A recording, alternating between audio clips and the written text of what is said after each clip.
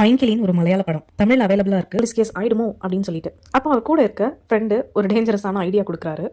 அது டேஞ்சரஸ்ன்னு சொல்கிற அளவுக்கு இல்லை, பட் இது காமெடி மூவி இல்லையா, அதனால் அது ஒரு டேஞ்சரஸ் ஐடியா. அவரோட ஃப்ரெண்டு அவரோட சித்தப்பா கிட்ட கூட்டிகிட்டு போகிறாரு. அந்த சித்தப்பா ஒரு டான்னு சொல்கிறாரு. அந்த சித்தப்பா கொடுக்குற ஐடியா என்னன்னா, நீ மென்டல் மாதிரி நடி, கொஞ்ச நாளைக்கு மென்டல் ஹாஸ்பிட்டலில் மென்டல் பேஷண்ட் மாதிரி இரு, அங்கேருந்து ஒரு சர்டிஃபிகேட் வாங்கிடலாம், அதை வச்சு நீ உன்னை போலீஸ் பிடிக்க வந்தாலும் நீ தப்பிச்சிருவ அப்படின்னு சொல்லிட்டு சொல்கிறாரு. ஸோ இவர் வந்து போய் மென்டல் ஹாஸ்பிட்டலில் மென்டல் பேஷண்ட் மாதிரி அட்மிட் ஆகிடுறாரு. அங்கே பண்ணுற எல்லாத்தையும் பண்ணுறாங்க. இதெல்லாம் நடந்துட்டு இருக்கும்போது அவங்க அம்மா, அவங்களோட ஃப்ரெண்ட்ஸ், ஏரியா ஃப்ரெண்ட்ஸ் எல்லாம் ஒரு ட்ரிப் போகிறாங்க. அந்த இடத்துல இவரை பார்க்குறாங்க மென்டல் ஹாஸ்பிட்டலில். ஸோ ஊர் ஃபுல்லாக தெரிஞ்சிடுது இவர் ஒரு பைத்தியம்னு நினச்சிக்கிட்டு இருக்காங்க. ஸோ இவர் வந்து மனநிலை பாதிக்கப்பட்டவர் அப்படின்னு சொல்லிட்டு ஒரு மார்க் வந்துடுது இவர் மேலே.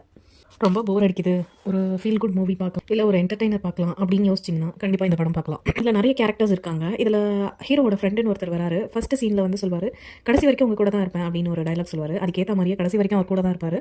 ஸோ ஃப்ரெண்ட்ஷிப் அண்ட் அவங்க பண்ணுற மிஸ்டேக்ஸை எல்லா கோமாளித்தனத்துலேயும் அவர் கூட இருப்பார். அண்ட் அவர்னாலையும் நிறைய பிரச்சனை வரும். படம் வந்து ஓவராலாக பார்த்தீங்கன்னா கண்டிப்பாக என்ஜாய் பண்ணலாம் பார்க்குற நேரம். பட் இது எல்லாருக்குமே பிடிக்குமான்னு கேட்டால் அது வந்து கொஞ்சம் கொஷின் மார்க் கூட தான் சொல்ல முடியும்.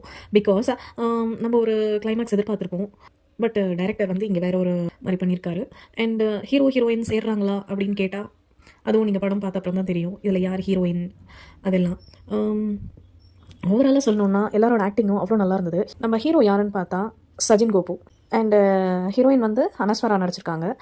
சூப்பராக பண்ணியிருக்காங்க ரெண்டு பேரும். சஜின் கோபு பற்றி சொல்லணுன்னா அவரோட காமெடி டைமிங் நல்லா ஒர்க் ஆகுது. Face expressions, body language, dialogue delivery இவ்வளோ பெருசாக எஃபர்ட் எடுக்காமல் காமெடி கிரியேட் பண்ண ட்ரை பண்ணியிருக்காரு.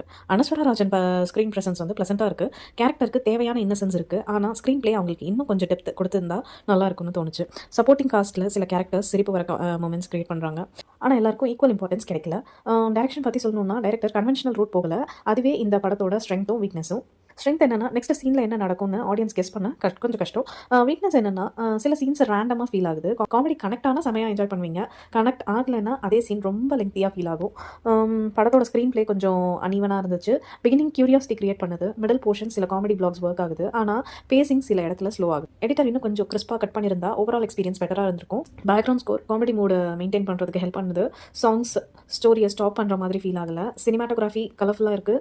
ஃப்ரேம்ஸ் க்ளீனாக இருக்குது. டெக்னிக்கல் குவாலிட்டி டீசெண்டாக இருக்குது. இந்த படத்தோட மெயின் செல்லிங் பாயிண்ட் வந்து காமெடி தான். ஆனால் ஸ்லாப்ஸ்டிக் காமெடி எக்ஸ்பெக்ட் பண்ணாதீங்க. Dialogue humour, awkward silence, strange situations, dead pan reactions இந்த மாதிரி காமெடி தான் இருக்குது இந்த படத்தில்.